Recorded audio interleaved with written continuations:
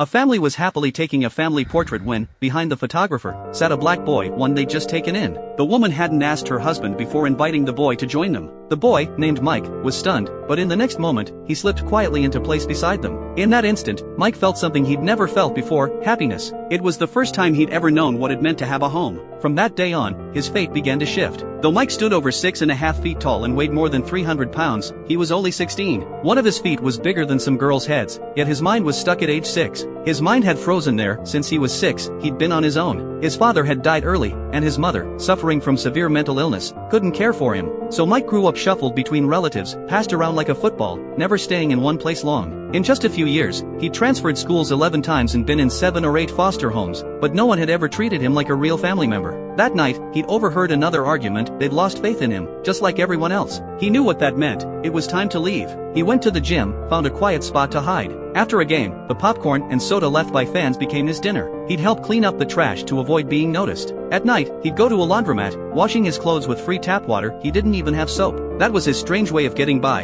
and he might have gone on like that forever if not for the Toohey family. Mr. Toohey rolled down his window and asked where Mike was headed. To the gym, Mike said. But Mrs. Toohey knew something was off. The gym had closed hours earlier. Mike was lying. The truth was, he had nowhere to go. She couldn't just drive away, so she took him home. That night, Mike went back with them. When he stepped into their beautiful house, he could hardly believe it. He'd never seen such a nice home, let alone lived in one. Everything had happened so fast, they hadn't prepared a room, so Mike slept on the couch. Mrs. Toohey told him to come upstairs if he needed anything, but as she said it, a doubt flickered in her mind. Was he dangerous? Could he be a thief? But the next morning, she realized she'd been wrong. Mike had folded the blanket neatly on the couch. The couch was spotless, the house looking like nothing had happened. In that moment, she saw Mike was a good kid. Thanksgiving came, and Mike didn't know where to go, so they invited him to stay for dinner. With all kinds of food on the table, Mike didn't know how to choose. He quietly took a serving of rice, then quickly grabbed a piece of bread when no one was looking. He was terrified, too scared to take more. He didn't want to be seen as greedy. The whole family took their plates to the couch to watch TV, but Mike sat alone at the table, unsure what to do. Mrs. Toohey noticed, turned off the TV, gathered everyone around the table, and they held hands to pray. She wanted Mike to feel like he was part of the family. Mike couldn't believe it. The night before, he'd been alone in the cold. Now, he was wrapped in warmth. The next day, Mrs. Toohey took him to buy clothes. Mike said he didn't need any, he had plenty, but he was dragged to the mall anyway. It was his first time there. The clothes were expensive, so when he looked at the racks, he only picked the cheapest ones. From that day, Mike started adjusting to this new life. The Toohey's son loved being with Mike. He felt safe, and Mike's huge frame got them lots of attention. Mrs. Toohey gave Mike her room, and they had a bed custom made for him. Mike stared in disbelief. He'd never had anything like this. Mrs. Toohey looked at him, then left the room, heartbroken, unable to imagine what his childhood must have been like. That night, Mrs. Toohey made a big decision. She'd adopt Mike, give him a real home. The paperwork went through quickly, and at last, Mike had a home full of warmth and love. Slowly, Mike's grades started to improve. Despite his massive size, he was surprisingly agile, catching the coach's eye. The coach decided to put him on the football team. Mrs. Toohey wanted to celebrate. As time passed, the two boys opened up to each other, becoming good friends. But one day, Mike saw the Toohey's daughter in the library. He'd heard gossip and didn't want to cause her trouble, so he sat alone in a quiet corner. She hesitated, then walked over and sat with him. They didn't say a word, but Mike smiled.